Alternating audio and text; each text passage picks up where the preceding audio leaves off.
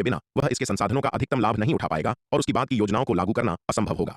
कुछ देर विचार करने के बाद श्वेत वस्त्रधारी विराट ने धीरज से कहा, चिंता मत करो, मैं तुम्हारी मदद के लिए लोगों को भेजूंगा। इसके बाद तुम्हें सबसे पहले अग्नितत्व संप्रदाय को पुनर्गठित करना चाहिए। उसने अग्नितत्व संप्रदाय को अग्नितत्व महाद्वीप को एकीकृत करने में मदद करने के लिए तलवार संप्रदाय की शक्ति जुटाने का फैसला किया। तलवार संप्रदाय की वर्तमान ताकत के साथ यह पहले से ही अग्नितत्व संप्रदाय से कई गुना अधिक मजबूत था।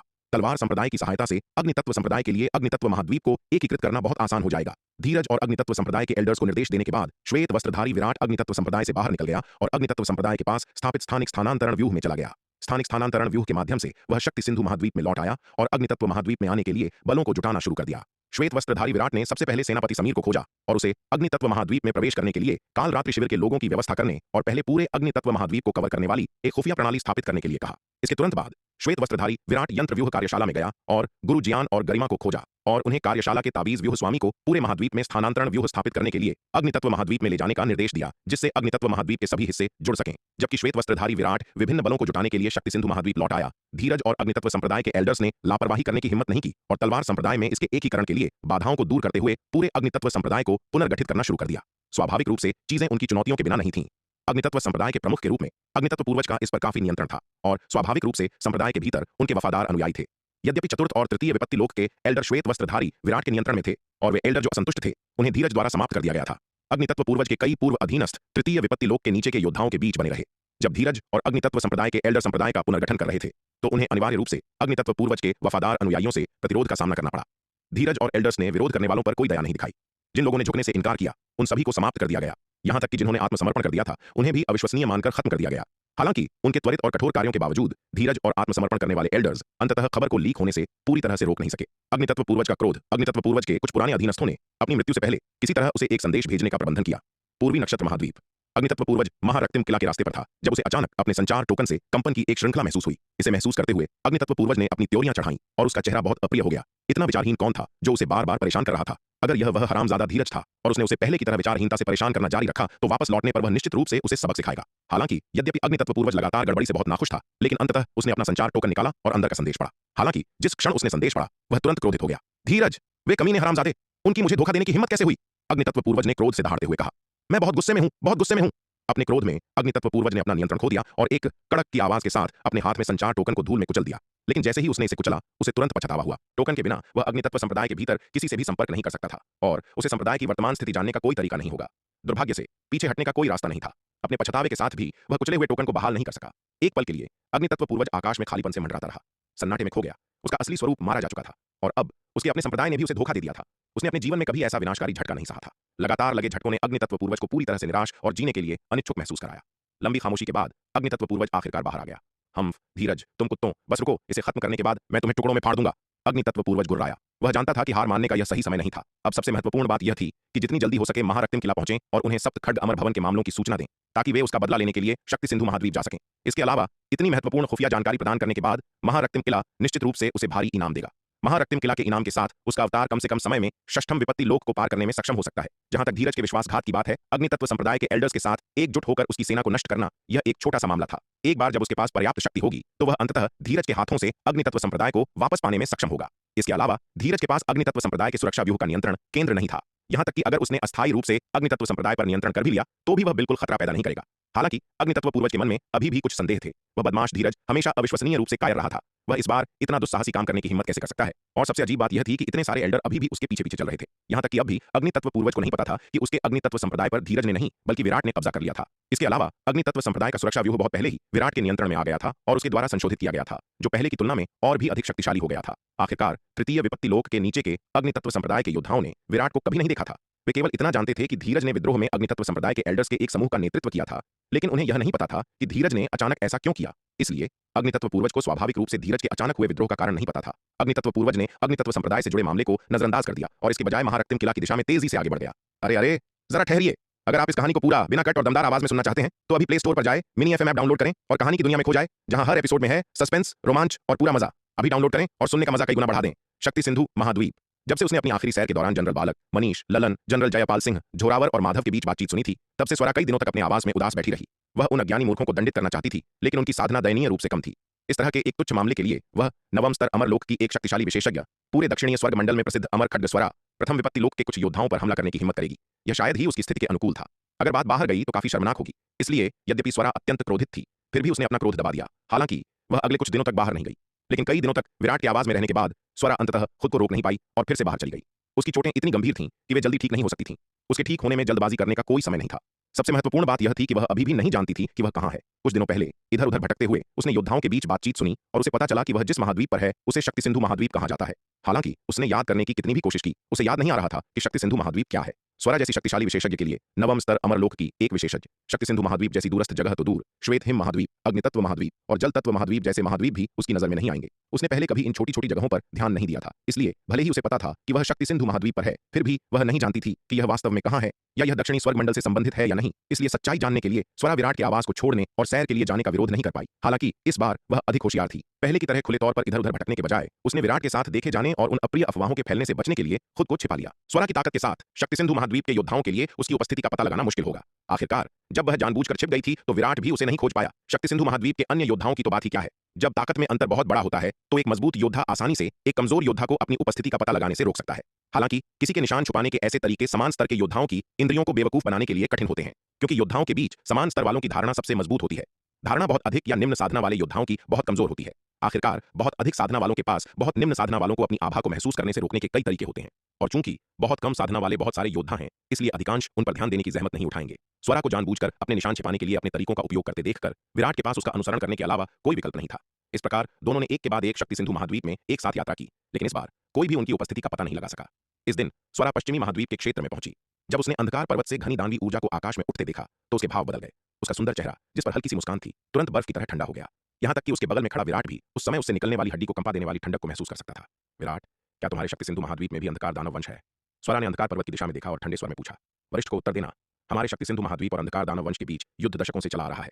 इस दौरान हमारे शक्ति सिंधु महाद्वीप को काफी नुकसान हुआ है। विराट ने सच्चाई से उत्तर दिया। वह अंधकार दानव वंश के प्रति स्वरा की गहरी नफरत और बर्फीले हत्या के इरादे को महसूस कर सकता था, इसलिए उसके पास उससे यह छिपाने का कोई कारण नहीं था। विराट की बातें सुनकर स्वरा के भाव काफी नरम हो गए।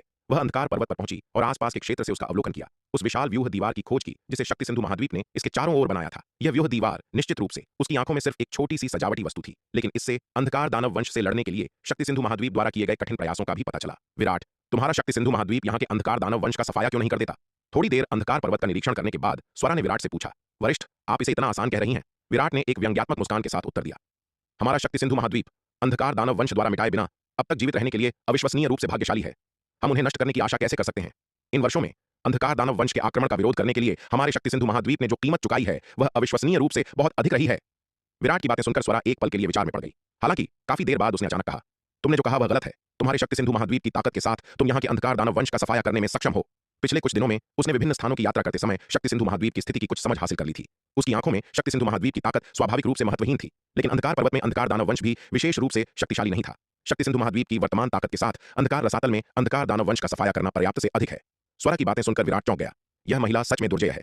वह शक्ति सिंधु महाद्वीप पर केवल कुछ ही दिनों के लिए रही है और उसने अभी अंधकार पर्वत के चारों ओर चक्कर लगाया ही था। फिर भी वह देख सकती थी कि शक्ति सिंधु महाद्वीप की वर्तमान ताकत के साथ अंधकार रसातल में अंधकार दानव वंश का सफाया करना पूरी तरह से संभव था। विराट, तुम्हारे शक्ति सिंधु महाद्वीप का इन अंधकार दानव वंश को जीवित रखने का क्या उद्देश्य है? स्वरा मुड़ी और विराट को घूरते हुए शांति से पूछा। वरिष्ठ, क्या आप अंधकार रसातल में उस स्थानिक मार्ग को देख सकती हैं? स्वरा की बात सुनकर विराट ने अंधकार रसातल के ऊपर आकाश में स्थानिक मार्ग के भंवर की ओर इशारा किया और स्वरा से पूछा, मैंने इसे देखा तो क्या? स्वरा ने स्थानिक मार्ग की ओर देखा और शांति से कहा, वरिष्ठ, आप शायद यह नहीं जानती होंगी, लेकिन आप अंधकार रसातल में जिन अंधकार दानवों को देख रही हैं वे उनका केवल एक हिस्सा है। स्थानिक मार्ग के दूसरी ओर अनगिनत अंधकार दानव सेनाएं तैनात हैं। जब तक हम अंधकार रसातल पर हमला करते हैं, अंधकार दानवों को खबर मिल जाएगी और उनके सैनिकों की एक निरंतर धारा उस स्थानिक मार्ग के माध्यम से शक्ति सिंधु महाद्वीप पर उतर आएगी। यदि हम अंधकार रसातल पर हमला करते हैं तो यह सीधे उनके हाथों में खेलने जैसा होगा। विराट ने कहा, तुम्हारा मतलब है यह स्थानिक मार्ग अंधकार दानवों की मान से जुड़ता है? स्वरा ने अपनी त्योरियां चढ़ाई और विराट की बातें सुनकर पूछा। बिल्कुल सही। विराट ने सिर हिलाया और कहा, अंधकार रसातल में यह अंधकार दानव स्थानिक मार्ग के दूसरी ओर से उतरे हैं। यदि यह स्थानिक मार्ग अंधकार दानवों की मान से न जुड़ता तो हमारे और अंधकार दानवों के बीच का युद्ध इतने सालों तक नहीं खींचता जिससे हमें इतना नुकसान हुआ है। यदि अंधकार रसातल में अंधकार दानवों की यह छोटी सी संख्या ही होती तो वे बहुत पहले ही हमारे शक्ति सिंधु महाद्वीप द्वारा मिटा दिए गए होते, बजाय इसके कि आज तक इंतजार करना पड़े। विराट की बातें सुनकर स्वरा फिर से शांत हो गई। विराट, क्या तुम जानते हो कि अंधकार दानव वंश में यह स्थानिक मार्ग कहां से जुड़ता है? थोड़ी देर बाद स्वरा ने फिर पूछा। हालांकि इस बार उसने केवल औपचारिकता के तौर पर पूछा, विराट से किसी उत्तर की अपेक्षा किए बिना। आखिरकार स्थानिक मार्ग अंधकार रसातल के ऊपर स्थित था और विराट के लिए यह जानना बेहद मुश्किल होगा कि यह अंधकार दानव वंश में कहां से जुड़ा हुआ है। हालांकि स्वरा के आश्चर्य के लिए उसे प्रश्न पूछते ही विराट से तुरंत उत्तर मिल गया। कंटक महाद्वीप, विराट ने कहा। अभी कंटक महाद्वीप की 3 मध्यम आकार की जनजातियां क्षत कबीला, लोहित कबीला और कपाल कबीला अपनी सेनाओं को जुटा रही हैं, एक और हमले की योजना बना रही हैं। विराट ने स्वरा से यह बात नहीं छिपाई। आखिरकार यह नवम स्तर अमरलोक की एक शीर्ष स्तरीय विशेषज्ञ थी। हालांकि वह गंभीर रूप से घायल थी, उसके अनुसार एक नवम विपत्ति लोक के विशेषज्ञ को कुचलना अभी भी उसके लिए आसान होगा। अगर वह मदद के लिए तैयार हो जाए तो शक्ति सिंधु महाद्वीप आसानी से अगले संकट से पार पालेगा। कंटक महाद्वीप। विराट की बात सुनकर स्वरा अवाक रह गई। विराट, दक्षिणी स्वर्ग मंडल में तुम्हारा शक्ति सिंधु महाद्वीप वास्तव में कहाँ है? स्वरा ने विराट की ओर देखते हुए पूछा। वह कंटक महाद्वीप से काफी परिचित थी। आखिरकार अंधकार दानव वंश के भले ही वह गंभीर रूप से घायल थी, लेकिन उसके अनुसार नवम विपत्ति लोक के किसी विशेषज्ञ को कुचलना उसके लिए अभी भी बहुत आसान था। अगर वह मदद करने के लिए तैयार हो जाती तो शक्ति सिंधु महाद्वीप आसानी से अगले संकट को पार कर लेता। कंटक महाद्वीप। विराट के शब्द सुनकर स्वरा दंग रह गई। विराट, तुम्हारा शक्ति सिंधु महाद्वीप दक्षिणी स्वर्ग मंडल में आखिर कहां स्थित है? स्वरा ने विराट की ओर देखते हुए पूछा। वह कंटक महाद्वीप से अच्छी तरह परिचित थी। आखिरकार अंधकार दानव वंश के क्षेत्र में कंटक महाद्वीप लगभग पूर्वी नक्षत्र महाद्वीप के ही समान स्तर का था। कंटक महाद्वीप दक्षिणी स्वर्ग मंडल के पूर्वी नक्षत्र क्षेत्र के समीप स्थित है। चूंकि कंटक महाद्वीप का अंधकार दानव वंश शक्ति सिंधु महाद्वीप पर हमला कर रहा है, तो क्या इसका मतलब यह नहीं है कि शक्ति सिंधु महाद्वीप अभी भी दक्षिणी स्वर्ग मंडल के भीतर ही है, न कि उसके बाहर जैसा उसने पहले सोचा था? आखिरकार अगर शक्ति सिंधु महाद्वीप दक्षिणी स्वर्ग मंडल में नहीं होता तो कंटक महाद्वीप का अंधकार दानव वंश यहां हमला कैसे कर सकता था? शुरुआत में स्वरा विराट द्वारा दिखाए गए विभिन्न चमत्कारी तरीकों से घबरा गई थी। उसे लगा था कि वह इस समय सुवर्ण भूमि लोक की किसी प्राचीन और शक्तिशाली ताकत के क्षेत्र में है। हालांकि जैसे जैसे उसने शक्ति सिंधु महाद्वीप में घूमकर अधिक निरीक्षण किया, उसे यह एहसास होने लगा कि शक्ति सिंधु महाद्वीप किसी प्राचीन शक्तिशाली ताकत का क्षेत्र नहीं लगता। ऐसा इसलिए था क्योंकि शक्ति सिंधु महाद्वीप के योद्धाओं की ताकत बहुत कम थी। इसके अलावा शक्ति सिंधु महाद्वीप का समग्र स्तर भी बहुत नीचा था। इस जगह पर न केवल कमजोर योद्धा हैं, बल्कि इसका क्षेत्र भी छोटा है और इसका स्तर भी नीचा है। यहां तक कि पूर्वी नक्षत्र महाद्वीप की तुलना में भी शक्ति सिंधु महाद्वीप बहुत ही तुच्छ है। किसी भी दृष्टिकोण से यह किसी प्राचीन शक्ति का क्षेत्र नहीं लगता। यह ब्रह्मांड के किसी दूरदराज के कोने जैसा अधिक लगता है। और अब शक्ति सिंधु महाद्वीप के पश्चिमी महाद्वीप में यह कंटक महाद्वीप के स्तर की ताकत वाले अंधकार दानव वंश के आक्रमण का सामना कर रहा है। इससे स्वरा के पिछले विचारों की ओर पुष्टि हो गई। शक्ति सिंधु महाद्वीप किसी प्राचीन शक्तिशाली ताकत का क्षेत्र नहीं है। इसलिए इस पल में वह अंततः विराट से दक्षिणी स्वर्ग मंडल में शक्ति सिंधु महाद्वीप के स्थान के बारे में दोबारा पूछने से खुद को रोक नहीं पाई। वरिष्ठ, क्या आप सच में नहीं जानती कि शक्ति सिंधु महाद्वीप क्या है? स्वरा का सवाल सुनकर विराट खुद को पूछने से रोक नहीं पाया। वह थोड़ा निशब्द था। बकवास, अगर मुझे पता होता तो क्या मुझे तुमसे पूछने की जरूरत पड़ती? स्वरा ने चिढ़ते हुए कहा। ठीक है। यह सुनकर विराट के पास सच बताने के अलावा कोई विकल्प नहीं था। शक्ति सिंधु महाद्वीप दक्षिणी स्वर्ग मंडल के पूर्वी नक्षत्र क्षेत्र के दक्षिण पूर्व में स्थित है। इसकी सीमा दक्षिण में अंधकार दानव वंश के क्षेत्र से और दक्षिण पूर्व में रक्त कबीला के क्षेत्र से लगती है। मूल रूप से विराट स्वरा को दक्षिणी स्वर्ग मंडल में शक्ति सिंधु महाद्वीप का स्थान नहीं बताना चाहता था। पहले तो वह कोई मौका देखकर चुपचाप स्वरा से छुटकारा पाने की सोच रहा था, लेकिन उसे आश्चर्य हुआ कि स्वरा ने शक्ति सिंधु महाद्वीप छोड़ने से ही इनकार कर दिया। इसके अलावा पिछले कुछ दिनों में स्वरा शक्ति सिंधु महाद्वीप के विभिन्न हिस्सों में घूमी थी, जिससे उसे यहाँ की स्थिति की काफी समझ हो गई थी। अब उसे यह बात छिपाने का कोई मतलब नहीं था, क्योंकि जब तक स्वरा शक्ति सिंधु महाद्वीप में रुकती, देर सवेर उसे दक्षिणी स्वर्ग मंडल में इसका स्थान पता चल ही जाता। इसलिए विराट ने सीधे सीधे उसे शक्ति सिंधु महाद्वीप का स्थान बता दिया। इतने दिनों के संपर्क के बाद उसे भी स्वरा के स्वभाव की कुछ समझ हो गई थी। यह महिला भले ही थोड़ी अभिमानी है, लेकिन आमतौर पर एक अच्छी इंसान है। वह बेरहम या अंधाधुंध हत्या करने वाली नहीं है। उस दिन जनरल बालक, जनरल जयपाल सिंह, जोरावर और अन्य लोगों की बेतुकी बातें सुनने के बाद भले ही वह क्रोधित थी, लेकिन अंततः उसने किसी को नहीं मारा। उसे बेहतर तरीके से जानने के बाद स्वरा के प्रति विराट की सतर्कता काफी कम हो गई। क्या? विराट की बातें सुनकर स्वरा तुरंत दंग रह गई। दक्षिणी स्वर्ग मंडल के पूर्वी नक्षत्र क्षेत्र के दक्षिण पूर्व में, जिसकी सीमा दक्षिण में अंधकार दानव वंश के क्षेत्र से और दक्षिण पूर्व में रक्त कबीला के क्षेत्र से लगती है, क्या इस इलाके में कोई महाद्वीप है? उसकी याद में इस इलाके में कोई विशेष रूप से प्रसिद्ध महाद्वीप नहीं था। स्वरा की बात सुनकर विराट ने खुद को और भी लाचार महसूस किया। आप जैसी महान हस्ती का ध्यान शक्ति सिंधु महाद्वीप जैसे सुदूर कोने पर न जाना स्वाभाविक है। यह सामान्य है कि आपने इसके बारे में नहीं सुना, विराट ने कहा। विराट की बातें सुनकर स्वरा खुद को एक अजीब स्थिति में महसूस करने लगी। उसने बार बार उस जगह का पता पूछा था, लेकिन उसके समझाने के बाद भी उसे वह जगह अनजान ही लगी। हालांकि स्वरा को अभी भी नहीं पता था कि शक्ति सिंधु महाद्वीप क्या है, लेकिन विराट के स्पष्टीकरण से उसे अपनी वर्तमान स्थिति समझ आ गई थी। उसे सच में यह उम्मीद नहीं थी कि विराट उसे इतनी दूर दराज की जगह पर ले आएगा। वास्तव में विराट गलत नहीं था। यह जगह सचमुच एक अनजान और दूर दराज का कोना थी। इसके अलावा इसकी स्थिति बेहद प्रतिकूल थी। इसके दक्षिण में अंधकार दानव वंश था, दक्षिण पूर्व में रक्त कबीला था और इसके पूर्व में पूर्वी रहस्य मंडल था, जो दक्षिणी स्वर्ग मंडल का हिस्सा नहीं था। शक्ति सिंधु महाद्वीप पूरी तरह से विभिन्न शक्तिशाली ताकतों के बीच फंसा हुआ था। अपने छोटे क्षेत्र, निचले महाद्वीपीय स्तर और प्रतिकूल स्थिति के कारण इसकी दशा वास्तव में भयानक थी। अगर दक्षिणी स्वर्ग मंडल और अंधकार दानव वंश के तिमिर मंडल के बीच या रक्त कबीला के अग्निग्रह मंडल और पूर्वी रहस्य मंडल के बीच कोई बड़े पैमाने का युद्ध छिड़ जाता है, तो शक्ति सिंधु महाद्वीप बहुत आसानी से इसकी चपेट में आकर नष्ट हो सकता है। ऐसी खतरनाक जगह पर स्थित शक्ति सिंधु महाद्वीप उफनते समुद्र में एक छोटी सी नाव के समान है। जरा सी बड़ी लहर भी इसे डुबो सकती है। विराट, शक्ति सिंधु महाद्वीप के उत्तर पश्चिमी राज्य में उस अमर भवन की क्या स्थिति है? अपनी शर्मिंदगी छिपाने के लिए स्वरा ने विषय बदलना शुरू किया। दरअसल उसने शक्ति सिंधु महाद्वीप में अपने पहले ही दिन उत्तर पश्चिमी राज्य में स्थित उस शानदार अमर भवन को देख लिया था। हालांकि क्योंकि वह यह नहीं जानती थी कि शक्ति सिंधु महाद्वीप क्या है, इसलिए उसने जल्दबाजी में कोई कदम नहीं उठाया और उस अमर भवन को देखने उत्तर पश्चिमी राज्य नहीं गई। आखिरकार वह अमर भवन अपनी भव्यता के मामले में काफी असाधारण था। अगर वह शक्ति सिंधु महाद्वीप की कोई महत्वपूर्ण जगह होती और वह बिना अनुमति के वहां जाती, तो उसके मालिक को नाराज करना परेशानी का सबब बन सकता था। लेकिन अब यह समझ लेने के बाद कि शक्ति सिंधु महाद्वीप वास्तव में क्या है, स्वरा ने पूरी तरह से अपनी सतर्कता छोड़ दी। ऐसा लग रहा था कि उसकी पिछली चिंताएं और संदेह पूरी तरह से निराधार थे। शक्ति सिंधु महाद्वीप महज एक महत्वहीन सी जगह थी, न कि स्वर्ण भूमि लोक की किसी प्राचीन और शक्तिशाली ताकत का क्षेत्र। जब बात ऐसी थी तो उसे डरने की कोई जरूरत नहीं थी। इस पल स्वरा का दिमाग पूरी तरह से शांत था। तभी वह इत्मीनान से शक्ति सिंधु महाद्वीप के उत्तर पश्चिमी राज्य में स्थित उस शानदार अमर भवन का मुआयना कर सकती थी। वह अमर भवन, जहां तक मैंने सुना है, महान सप्तखड्ग अमर का भवन है, विराट ने कहा। वरिष्ठ, आपने सप्तखड्ग अमर भवन के बारे में तो सुना ही होगा, है ना? यह सामान्य था कि स्वरा ने शक्ति सिंधु महाद्वीप के बारे में नहीं सुना था, लेकिन यह बहुत अजीब होता अगर उसने सप्तखड्ग अमर भवन के बारे में भी न सुना हो। सप्तखड्ग अमर भवन? विराट की बातें सुनकर स्वरा फिर से दंग रह गई। उसके चेहरे पर घोर आश्चर्य के भाव आ गए। उसने उत्तर पश्चिमी प्रांत की दिशा में देखा और विराट से कहा, चलो चलकर देखते हैं। यह कहते हुए वह एक चमक के साथ उत्तर पश्चिमी प्रांत की ओर उड़ गई। स्वरा की गति अकल्पनीय थी। लगभग एक पल में वह उत्तर पश्चिमी प्रांत में स्थित सप्तखड्ग अमर भवन के पास पहुंच चुकी थी। यह देखकर विराट अचरज में पड़े बिना नहीं रह सका। अमरलोक के 9वें स्तर की एक शीर्ष स्तरीय विशेषज्ञ वास्तव में अमरलोक के 9वें स्तर की शीर्ष विशेषज्ञ कहलाने के योग्य थी। इतनी आश्चर्यजनक गति वास्तव में रोंगटे खड्डे कर देने वाली थी। भले ही अंतरिक्ष को चीरकर यात्रा करने की उसकी अपनी गति भी बहुत तेज थी, लेकिन वह अभी भी स्वरा की भयानक गति से बहुत कम थी। इसमें कोई आश्चर्य नहीं था कि वह आसानी से उसके पीछे शून्य समाधि महाद्वीप तक आ गई थी और शक्ति सिंधु महाद्वीप पहुंच गई थी। बिना किसी हिचकिचाहट के विराट ने अंतरिक्ष को चीर दिया और स्वरा के बगल में आ पहुंचा। यह सचमुच उसी सप्तखड्ग अमर के द्वारा खोदा गया भवन है। स्वरा ने अपने सामने मौजूद अमर भवन का जायजा लिया और अंततः सिर हिलाया। हालांकि उसने दूर से भवन को देखा था और इसे काफी प्रभावशाली पाया था, लेकिन उसने इसकी बारीकी से जांच नहीं की थी और यह महसूस नहीं किया था कि यह वास्तव में सप्तखड्ग अमर द्वारा खोदा गया भवन था। वरिष्ठ, क्या आप सप्तखड्ग अमर भवन में प्रवेश करने और भीतर के खजाने प्राप्त करने का इरादा रखती हैं? विराट ने स्वरा से पूछा। लड़के, तुम मुझे क्या समझते हो? स्वरा ने यह सुनकर विराट को घूरते हुए कहा और चिढ़कर बोली, उस सप्तखड्ग अमर ने यह अमर भवन शायद किसी योग्य व्यक्ति की प्रतीक्षा करने और अपने लिए एक उत्तराधिकारी खोजने के लिए छोड़ा है। मैं, महान अमर खड्ग स्वरा, ऐसा नीच काम कैसे कर सकती हूँ? इसके अलावा भले ही वह सप्तखड्ग अमर दुर्जेय है, मुझे उसकी कोई चीज नहीं चाहिए। क्या आपको सप्तखड्ग अमर की चीजें भी नहीं चाहिए? स्वरा की बातें सुनकर विराट की आंखें तुरंत फैल गईं। उसका चेहरा भय से भर गया। सप्तखड्ग अमर कितने प्रसिद्ध थे। उसने इस दौरान चंद्रिका, पुनीत और अन्य लोगों से उनके बारे में काफी कुछ सीखा था। ऐसा प्राचीन शक्तिशाली व्यक्ति जो पूरे दक्षिणी स्वर्ग मंडल में प्रसिद्ध था, और फिर भी काले कपटीरियों वाली यह महिला इतने अहंकार से बात करने की हिम्मत कर रही थी, यह कहते हुए कि उसे सप्तखड्ग अमर भवन की चीजें नहीं चाहिए। क्या यह महिला सिर्फ डींगे हाँक रही थी या वह सच में इतनी शक्तिशाली थी? एक पल के लिए स्वरा के प्रति विराट की नजर अविश्वास से भर गई। विराट के भाव देखकर स्वरा फिर से निशब्द हो गई। मैं कह रही हूं लड़के, तुमने उस सप्तखड्ग अमर का नाम सुना है? क्या तुमने मेरा नाम नहीं सुना? स्वरा ने विराट की ओर देखते हुए कुछ निराशा के साथ पूछा। ताकत और प्रतिष्ठा दोनों के मामले में वह बीते समय के सप्तखड्ग अमर से कम नहीं थी और उनसे काफी अधिक मजबूत भी थी, लेकिन ऐसा लग रहा था कि यह लड़का सप्तखड्ग अमर की पूजा करने की हद तक प्रशंसा करता था। फिर भी वह उसके प्रति उदासीन लग रहा था, जिसने स्वरा को पूरी तरह से उलझन में डाल दिया था। जब उसने पहली बार अपने नाम का जिक्र किया था तो उसे लगा था कि वह इस लड़डीएचके को इतना चौंका देगी कि वह तुरंत सजदे में झुक जाएगा, लेकिन इसके विपरीत उसकी उपाधि सुनने के बाद इस लड़डीएचके ने न केवल कोई प्रतिक्रिया नहीं दिखाई, बल्कि उसकी उपाधि की आलोचना करने की भी हिम्मत की। उस समय उसे गलतफहमी हो गई थी कि यह युवक किसी प्राचीन ताकत के एक शक्तिशाली व्यक्ति का वंशज है, जिसके कारण उसने महान अमर खड्ग स्वरा की अनदेखी करने की हिम्मत की थी। लेकिन अब ऐसा लग रहा था कि बात बिल्कुल वैसी नहीं थी। सच कहूं तो इस जूनियर ने शक्ति सिंधु महाद्वीप पर सप्तखड्ग अमर के गिरने के बाद ही हाल ही में उनके बारे में सुना है। स्वरा की बातें सुनकर विराट ने थोड़ा झेंपते हुए कहा, सप्तखड्ग अमर के शक्ति सिंधु महाद्वीप पर गिरने से पहले और श्वेत हिम संप्रदाय, अग्नितत्व संप्रदाय और जल तत्व संप्रदाय के योद्धाओं के आने से पहले उसे बाहरी दुनिया के बारे में लगभग कुछ भी नहीं पता था। यह तो चंद्रिका, पुनीत, गगन और अन्य लोगों के लगातार संपर्क के माध्यम से था कि उसने बाहरी दुनिया के बारे में उनसे काफी कुछ जाना था। विराट की बातें सुनकर स्वरा फिर से निशब्द हो गई। बदमाश लड़के, मुझे लगा कि तुम किसी प्राचीन ताकत के शक्तिशाली व्यक्ति के वंशज हो, इसीलिए मेरी उपाधि सुनने पर तुम इतने शांत थे। पता चला कि तुम महज कुएं के मेंढक हो।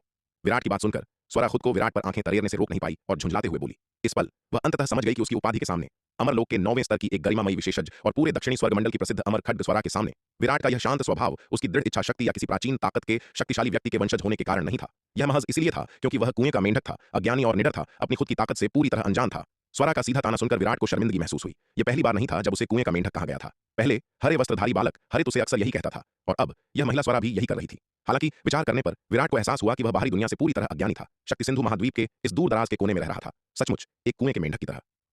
क्या वरिष्ठ दक्षिणी स्वर्ग मंडल में काफी प्रसिद्ध हैं? विराट ने चापलूसी से पूछते हुए जबरदस्ती मुस्कुराकर कहा। यह सुनकर स्वरा फिर से निशब्द हो गई। अगर किसी और ने उससे पूछा होता कि क्या वह दक्षिणी स्वर्ग मंडल में प्रसिद्ध है, तो उसे लगता कि यह जानबूझकर किया गया उकसावा या अपमान है। आखिरकार दक्षिणी स्वर्ग मंडल में उसकी प्रतिष्ठा को देखते हुए थोड़ी सी ताकत वाले किसी भी योद्धा ने उसके बारे में न सुना हो, ऐसा हो ही नहीं सकता था। मैं प्रसिद्ध हूं या नहीं, यह तुम्हें बाद में पता चल जाएगा। स्वरा ने विराट की ओर देखा। वह कुछ नाराज थी। वह इस अज्ञानी कुएं के मेंढक के साथ माथापच्ची नहीं करना चाहती थी, वरना वह उसे कैसे जवाब देती? क्या उसे दक्षिणी स्वर्ग मंडल में अपनी प्रसिद्धि की डींगे हाँकनी चाहिए थी? सिर्फ ऐसे दृश्य की कल्पना करने मात्र से स्वरा को लगा कि यह न केवल बचकाना था, बल्कि पूरी तरह से हास्यास्पद भी था। अगर ऐसी बात बाहर निकल गई तो वह गरिमामयी अमर खड्ग स्वरा कभी किसी को अपना चेहरा कैसे दिखा पाएगी? स्वरा ने विराट को नजरअंदाज किया और एक चमक के साथ दक्षिणी महाद्वीप में विराट के निवास पर वापस लौट आई। आज की बातचीत के बाद उसे अपने वर्तमान स्थान और अपनी स्थिति की पूरी समझ हो गई थी। वह यह भी मूल रूप से समझ गई थी कि शक्ति सिंधु महाद्वीप क्या है। इसलिए शक्ति सिंधु महाद्वीप में लगातार घूमते रहने का कोई मतलब नहीं था। उसकी पिछली भटकन मुख्य रूप से इन्हीं सवालों को स्पष्ट करने के लिए थी। अब जब उसे उसके सवालों के जवाब मिल गए थे तो भटकते रहने की कोई जरूरत नहीं थी। आखिरकार शक्ति सिंधु महाद्वीप एक बहुत ही छोटी सी जगह थी और उसकी राय में वहां देखने लायक कुछ खास नहीं था। यह देखकर विराट भी जल्दी से उसके पीछे दक्षिणी महाद्वीप वापस लौट आया। विराट स्वरा के कमरे के बाहर पहुंचा और दरवाजा खटखटाया। अंदर आ जाओ, स्वरा की आवाज अंदर से आई। यह सुनकर विराट ने दरवाजा धक्का देकर खोला और अंदर चला गया। विराट, तुम मुझसे क्या चाहते हो? स्वरा ने कमरे में प्रवेश करते हुए विराट की ओर देखकर पूछा। वरिष्ठ, अब जब आप शक्ति सिंधु महाद्वीप की स्थिति समझ गई हैं, तो क्या आपको यहां से चले नहीं जाना चाहिए? विराट ने जबरदस्ती मुस्कुराते हुए स्वरा से कहा। स्वरा की पृष्ठभूमि जो भी हो, शक्ति सिंधु महाद्वीप में इस तरह की शक्तिशाली हस्ती का रहना हमेशा एक बड्ढा छिपा हुआ खतरा था। विराट अभी भी इस शक्तिशाली व्यक्ति से जल्द छुटकारा पाना चाहता था ताकि वह अधिक सहज महसूस कर सके। विराट, तुम्हारा क्या मतलब है? तुम बस इस तरह से मुझसे छुटकारा पाने की कोशिश कर रहे हो? विराट की बातें सुनकर स्वरा तुरंत क्रोधित हो गई। उसने विराट को घूर कर देखा और गुस्से से कहा, वह गरिमामयी अमर खड्ग स्वरा दक्षिणी स्वर्ग मंडल में एक अत्यंत प्रतिष्ठित स्थान रखती थी। आमतौर पर उसे मेहमान के रूप में आमंत्रित करना भी एक बेहद मुश्किल काम था, लेकिन अब यह लड्डे का उसे बार बार भगाने की कोशिश कर रहा था। मिट्टी के पुतले का भी कुछ स्वभाव होता है और इस पल स्वरा अंततः विराट की बातों से क्रोधित हो गई थी। यह बच्चा सचमुच बहुत ही बेवकूफ और कृतघ्न था। उसकी असाधारण ताकत और दक्षिणी स्वर्ग मंडल में उसके अतुलनीय रूप से महान दर्जे को एक तरफ रख दें, उन्हें नजरअंदाज कर दें, तब भी वह निर्विवाद रूप से एक दुर्लभ सुंदरी थी। क्या यह लड्डच का अंधा था? क्या वह यह भी नहीं देख सकता था कि वह कितनी सुंदर थी? वरिष्ठ, ऐसा नहीं है कि मैं आपको भगाने की जिद कर रहा हूं। बात बस इतनी है कि शक्ति सिंधु महाद्वीप में हमारा छोटा सा मंदिर आप जैसी महान देवी को नहीं रख सकता। वरिष्ठ, मैं आपसे विनती कर रहा हूं, कृपया दया करें और चले जाएं। विराट ने हताशा से विनती की। विराट, यह विचार त्याग दो। मैं तब तक नहीं जाऊंगी जब तक मेरी चोटें ठीक नहीं हो जाती। स्वरा ने ठंडी सांस ली। वह विराट की विनती से अप्रभावित रही। उसकी वर्तमान स्थिति में उसके लिए कोई भी जगह सुरक्षित नहीं थी और शक्ति सिंधु महाद्वीप में रहना सबसे सुरक्षित जगह थी। आखिरकार किसी को उम्मीद नहीं होगी कि वह शक्ति सिंधु महाद्वीप जैसी जगह पर छिपी होगी। स्वरा की बातें सुनकर विराट को लाचारी का एहसास हुआ। ऐसा लगता है कि यह महिला शक्ति सिंधु महाद्वीप पर रहने के लिए दृढ़ संकल्पित है। चूंकि वह रुकने की जिद कर रही है तो वास्तव में ऐसा कुछ नहीं है जो वह कर सके। आखिरकार वह अमरलोक के 9वें स्तर की शीर्ष स्तरीय विशेषज्ञ को जाने के लिए मजबूर नहीं कर सकता। अगर वह उसे बहुत बार भगाने की कोशिश करता है तो हो सकता है कि वह उसे नाराज कर दे और थप्पड़ डिड्डैच खाकर मारा जाए, जो कि विनाशकारी होगा। वरिष्ठ, आपको जाने की जरूरत नहीं है, लेकिन क्या आप कृपया अपनी आभा को छिपा सकती हैं? विराट ने स्वरा से कहा। अमरलोक के 9वें स्तर की साधिका के रूप में आपकी आभा शक्ति सिंधु महाद्वीप में बहुत स्पष्ट है। यह अनिवार्य रूप से ध्यान आकर्षित करेगी और अगर यह किसी शक्तिशाली हस्तियों को आकर्षित करती है तो हमारे शक्ति सिंधु महाद्वीप की ताकत इसका सामना करने के लिए अपर्याप्त होगी। विराट की बातें सुनकर स्वरा ने एक पल के लिए सोचा और अंततः कहा, तुम जो कहते हो वह समझ में आता है। अमरलोक के 9वें स्तर की साधिका के रूप में उसकी शक्तिशाली आभा वास्तव में शक्ति सिंधु महाद्वीप में बहुत ध्यान देने योग्य थी। यदि कोई भी शीर्ष स्तरीय विशेषज्ञ शक्ति सिंधु महाद्वीप के पास अंतरिक्ष से गुजरता है तो वे निश्चित रूप से उसकी उपस्थिति को महसूस कर लेंगे। इस प्रकार ध्यान आकर्षित होगा। फिर स्वरा ने विराट की सलाह मानी और जबरदस्ती अपनी आभा को दबा दिया। हालांकि उसके इस प्रयास ने केवल उसकी आभा को थोड़ा कमजोर किया। यह बहुत कम खेती स्तर वाले योद्धाओं को मूर्ख बनाने के लिए पर्याप्त था, लेकिन समान ताकत के एक शक्तिशाली विशेषज्ञ को मूर्ख बनाना महज ख्याली पुलाव था। यह देखकर विराट ने बेबसी में आह भरी। वरिष्ठ, क्या आप इसे अपनी आभा छिपाना कहती हैं? विराट ने स्वरा की ओर निशब्द होकर देखते हुए कहा। तो तुम क्या चाहते हो? स्वरा ने गुस्से से जवाब दिया। क्यों न तुम मुझे अपनी आभा छिपाने के लिए कोई जादुई कलाकृतियां प्रदान करो। उसके स्तर की एक शक्तिशाली साधिका के लिए अपनी आभा को पूरी तरह से छिपाना कोई आसान काम नहीं था। इसके लिए कम से कम एक उच्च श्रेणी के अमर स्तर के दिव्य अस्त्र की आवश्यकता होगी और वह भी एक शक्तिशाली अस्त्र की। निचले दर्जे की आभा छिपाने वाली कलाकृतियां उसके स्तर के व्यक्ति के लिए पूरी तरह से अप्रभावी थीं। कम खेती के स्तर वाले योद्धाओं के लिए अपनी आभा को छिपाना अपेक्षाकृत आसान है, लेकिन विशेषज्ञ जितना मजबूत होता है अपनी उपस्थिति को छिपाना उतना ही मुश्किल होता है। यह केवल एक लैंप शेड के साथ दीपक की लौ को छिपाने जैसा है, लेकिन सूरज की रोशनी को छिपाना अविश्वसनीय रूप से कठिन है। स्वरा के स्तर का एक विशेषज्ञ समान स्तर के अन्य योद्धाओं की नजर में सूरज से भी कहीं अधिक शक्तिशाली आभा रखता है। स्वरा अपनी आभा छिपाना नहीं चाहती थी, ऐसा नहीं था, बल्कि मुख्य मुद्दा यह था कि उसके पास ऐसी कोई जादुई कलाकृति ही नहीं थी। अगर उसके पास होती तो पूर्वी नक्षत्र महाद्वीप के रास्ते में उस पर घात लगाकर हमला नहीं किया गया होता। स्वरा की बातें सुनकर विराट को बेबसी की लहर महसूस हुई। उसने अंततः अपना सिर उठाने और स्वरा की ओर देखने से पहले काफी देर तक विचार किया और कहा, वरिष्ठ, मेरे पास यहाँ एक तरीका है जो शायद आपको अपनी आभा छिपाने में मदद कर सके। क्या तरीका? मुझे दिखाओ। स्वरा ने उसकी ओर देखा और कहा। उसे विराट की बातों पर ज्यादा विश्वास नहीं हुआ। आखिरकार उसके जैसे शक्तिशाली व्यक्ति की आभा को छिपाना अविश्वसनीय रूप से कठिन था और निश्चित रूप से कुछ ऐसा नहीं था जो साधारण तरीकों से किया जा सके। हालांकि जब वह संशय में थी उसने उन्हें तुरंत खारिज नहीं किया। यद्यपि इस व्यक्ति का विचार कुछ हद तक दूर की कौड़ी था, फिर भी यह नेक इरादे से था, इसलिए उसे तुरंत अस्वीकार करने की कोई आवश्यकता नहीं थी। स्वरा की बात सुनकर विराट ने हिचकिचाहट नहीं दिखाई। उसने स्वरा के चिकने सफेद माथे पर उंगली रखी और उसे हरित की अदृश्य तकनीक सिखाई। सिद्धांत रूप में यह गुप्त तकनीक हरित की थी और उसे दूसरों को सिखाने से पहले हरित की सहमति प्राप्त करनी थी। हालांकि वह हरित का गुरु था, फिर भी विराट इस संबंध में उसका उचित सम्मान करता था। लेकिन वह लड्डच का अब कहीं नहीं मिल रहा था और विराट उसके बारे में चिंता करने के लिए बहुत आलसी था। स्वरा के चेहरे पर शुरू में एक चुलबुला भाव था। वह देखना चाहती थी कि विराट उसे किस तरह की गुप्त तकनीक सिखाने जा रहा है। यह कहने की हिम्मत कर रहा है कि वह उसके स्तर के एक शक्तिशाली व्यक्ति की आभा को छिपा सकती है। लेकिन जब उसने वास्तव में विराट द्वारा सिखाई गई गुप्त तकनीक को स्वीकार किया तो उसके भाव तुरंत बदल गए। शुरुआती चुलबुला भाव घोर सदमे में बदल गया। विराट, तुम्हें यह गुप्त तकनीक कहां से मिली? स्वरा ने एक गहरी सांस ली। सदमे से भरे चेहरे के साथ विराट की ओर देखते हुए पूछा। विराट ने उसे जो गुप्त तकनीक सिखाई थी, अमरलोक के 9वें स्तर की एक शक्तिशाली व्यक्ति तो दूर की बात है, वह शायद उससे एक स्तर ऊपर के शीर्ष स्तरीय विशेषज्ञ द्वारा भी अपनी आभा को छिपाने के लिए इस्तेमाल की जा सकती थी, क्योंकि यह गुप्त तकनीक बहुत ही उन्नत थी। यदि यह गुप्त तकनीक जारी की जाती है तो कौन जानता है कि यह पूरे दक्षिणी स्वर्ग मंडल में कैसी सनसनी पैदा करेगी। अमरलोक के 9वें स्तर पर एक शीर्ष स्तरीय विशेषज्ञ के रूप में स्वरा इस तरह की गुप्त तकनीक के महत्व को अच्छी तरह समझती थी। विराट केवल दिव्य विकास लोक के मध्य चरण का एक योद्धा था और शक्ति सिंधु महाद्वीप के एक दूरदराज के कोने का एक गंवार था। उसे इतनी उच्च स्तरीय गुप्त तकनीक कहां से मिली? इस पल स्वरा के दिल में अनगिनत सवाल उठ खड़े हुए। आपको पूछने की जरूरत नहीं है वरिष्ठ। विराट ने सिर हिलाया। स्वरा के सवाल का जवाब नहीं दिया, बल्कि उसकी ओर देखा और पूछा, वरिष्ठ, यह गुप्त तकनीक आपकी आभा को छिपा सकती है ना? हाँ, स्वरा ने सिर हिलाया। इस पल वह अभी भी सदमे में थी। उसका चेहरा अभी भी घोर आश्चर्य का भाव दिखा रहा था। उसे ऐसा देखकर विराट ने चुपके से राहत की सांस ली। ऐसा लगता था कि हरित द्वारा सिखाई गई श्वास गोपन विद्या वास्तव में काफी प्रभावी थी, यहां तक कि स्वरा जैसे शक्तिशाली व्यक्ति को भी डराने में कामयाब रही। मूल रूप से विराट को थोड़ी चिंता थी कि हरे वस्त्रधारी बालक द्वारा सिखाई गई श्वास गोपन विद्या पर्याप्त उन्नत नहीं थी और इसे दिखाने के बाद स्वरा द्वारा उसका मजाक उड़ाया जाएगा। लेकिन अब ऐसा लग रहा था कि उसकी चिंताएं पूरी तरह से अनावश्यक थीं। इस पल विराट खुद को थोड़ा उत्सुक महसूस करने से नहीं रोक पाया। आखिर हरित के पिछले गुरु किस स्तर के शक्तिशाली व्यक्ति थे? उनके द्वारा छोड़ी गई गुप्त तकनीक स्वरा जैसी शीर्ष स्तरीय शक्तिशाली व्यक्ति के लिए भी इतनी आश्चर्यजनक थी, जो अमरलोक के 9वें स्तर पर थी। क्या इसका मतलब यह नहीं है कि हरित के पिछले गुरु स्वरा से कहीं अधिक मजबूत थे? ऐसा लगता है कि हरित इस संबंध में सिर्फ डींगे नहीं हाँक रहा था। उसके पिछले गुरु वास्तव में एक असाधारण व्यक्ति रहे होंगे। यह देखकर कि विराट ने इस गुप्त तकनीक की उत्पत्ति का खुलासा करने से इनकार कर दिया, स्वरा ने उसे मजबूर नहीं किया। तकनीक प्राप्त करने के बाद स्वरा ने तुरंत इसका अभ्यास करना शुरू कर दिया। हरे वस्त्रधारी बालक की गुप्त तकनीक सीखना मुश्किल नहीं था और जल्द ही स्वरा ने इसका उपयोग अपनी आभा को छिपाने के लिए किया। हालांकि स्वरा ने अपनी आभा को पूरी तरह से नहीं छिपाया। वह महाविपत्ति लोक के 5वें स्तर पर रुक गई। इस पल अपने रूप से स्वरा बिल्कुल महाविपत्ति लोक के 5वें स्तर की योद्धा की तरह लग रही थी। उसकी मूल साधना का स्तर पूरी तरह से अज्ञेय था। यदि वह चाहती तो वह अपनी आभा को पूरी तरह से छिपाने के लिए श्वास गोपन विद्या का उपयोग भी कर सकती थी। खुद को बिना किसी खेती वाले एक साधारण व्यक्ति में बदल सकती थी। अपनी आभा को छिपाने का यह तरीका उसके पिछले जबरदस्ती दबाने के तरीके से कहीं बेहतर था। अपनी खेती की आभा में बदलाव को महसूस करते हुए स्वरा का दिल एक बार फिर आश्चर्य से भर गया। यह गुप्त तकनीक वास्तव में स्वर्ग को चुनौती देने वाली थी। इस तकनीक के साथ अपने निशान छिपाना अविश्वसनीय रूप से आसान हो जाएगा। अब जब तक वह खुद को दिखाना नहीं चाहती थी, शायद पूरे दक्षिणी स्वर्ग मंडल में कोई भी उसे नहीं ढूंढ सकता था। अपनी खेती की आभा को छिपाने के बाद स्वरा ने अपनी आंखें खोली और अपने पास खड्डे से विराट की ओर देखकर कहा, विराट, तुमने मुझे यह गुप्त तकनीक सिखाई, तुम क्या चाहते हो, तुम मुझे बता सकते हो। विराट ने उसे जो गुप्त तकनीक सिखाई थी वह वास्तव में स्वर्ग को चुनौती देने वाली थी। अमर लोक के 9वें स्तर के एक शीर्ष स्तरीय विशेषज्ञ के रूप में दिव्य विकास लोक के मध्य चरण के एक योद्धा से बिना किसी कारण के इतना बड़ा लाभ स्वीकार करने से उसे असहज महसूस हुआ। इसलिए वह अपनी अंतरात्मा को शांत करने के लिए विराट को कुछ वापस देना चाहती थी। इस जूनियर को कुछ नहीं चाहिए। अगर वरिष्ठ जल्द ही शक्ति सिंधु महाद्वीप छोड़ सकती हैं तो यह इस जूनियर को चुकाने का सबसे अच्छा तरीका होगा, विराट ने जबरदस्ती मुस्कुराते हुए कहा। वह स्वाभाविक रूप से देख सकता था कि श्वास गोपन विद्या प्राप्त करने के बाद स्वरा को थोड़ा दोषी महसूस हुआ और वह अपनी अंतरात्मा को शांत करने के लिए उसे किसी तरह से चुकाना चाहती थी। इस अवसर का लाभ उठाते हुए विराट ने फिर से यह अनुरोध किया, चुप रहो। विराट की बातें सुनकर स्वरा ने गुस्से से चिल्लाया। वह समझ नहीं पा रही थी कि उसने इस आदमी को इतना नाराज करने के लिए क्या किया है कि वह उसे इतना नापसंद करता है और हर समय उससे छुटकारा पाना चाहता है।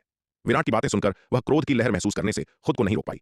वास्तव में श्वास गोपन विद्या के साथ उसकी सुरक्षा में बहुत सुधार हुआ था। जब तक वह सक्रिय रूप से अपना ठिकाना उजागर नहीं करती, दूसरों के लिए उसका स्थान खोजना मुश्किल होगा। अब वह पूरी तरह से शक्ति सिंधु महाद्वीप छोड़ सकती थी और अपने संप्रदाय में लौटने के लिए गुप्त रूप से वापस दक्षिणी महाद्वीप में जा सकती थी। हालांकि उसने अभी तक यह पता नहीं लगाया है कि उसे किसने धोखा दिया। भले ही वह अपनी खेती की आभा को छिपा सकती हो, अपने संप्रदाय में लौटना सुरक्षित नहीं होगा। यह अत्यधिक संभावना है कि उसके अपने ही संप्रदाय के किसी व्यक्ति ने उसे धोखा दिया हो। उसकी ताकत पूरी तरह से बहाल होने से पहले लौटने का मतलब केवल जाल में फंसना होगा। हालांकि श्वास गोपन विद्या में महारत हासिल करने के बाद वह आसानी से दक्षिणी स्वर्ग मंडल में छिपने और अपनी चोटों के पूरी तरह से ठीक होने तक आराम करने के लिए जगह ढूंढ सकती थी। उसे शक्ति सिंधु महाद्वीप में छिपने की कोई आवश्यकता नहीं थी। लेकिन स्वरा इस बात से नाराज थी कि विराट हमेशा उससे छुटकारा पाने की कोशिश कर रहा था। चूंकि वह मुझे भगाने की कोशिश करता रहता है तो मैं बस जाने से इनकार कर दूंगी और इस मनहूस आदमी को आग बबूला कर दूंगी। अगर तुम्हारे पास करने के लिए और कुछ नहीं है तो बाहर निकलो और मुझे परेशान मत करो, स्वरा ने विराट को घूरा और कठोर चेहरे के साथ कहा। स्वरा की बातें सुनकर विराट कुछ कहना चाहता था। हालांकि इससे पहले कि वह बोल पाता, स्वरा ने ठंडी सांस ली और कहा, विराट, मुझे फिर से मत उकसाना। यदि तुमने मेरे सामने कुछ भी कहने की हिम्मत की, जैसे मुझे शक्ति सिंधु महाद्वीप छोड़ने के लिए कहना, तो मेरा विश्वास करो, मैं तुम्हें थप्पड़ मारकर मार डालूंगी। यह मत सोचना कि मैं शांत हूं इसलिए तुम मुझे बार बार उकसा सकते हो। स्वरा की बातें सुनकर विराट ने अपनी जुबान पर आए शब्दों को वापस निकल लिया। नहीं नहीं, यह जूनियर किसी वरिष्ठ को उकसाने की हिम्मत कैसे कर सकता है? वरिष्ठ मजाक कर रही है, विराट ने जल्दी से कहा। चूंकि वरिष्ठ के पास कहने के लिए और कुछ नहीं है तो यह जूनियर विदा लेता है।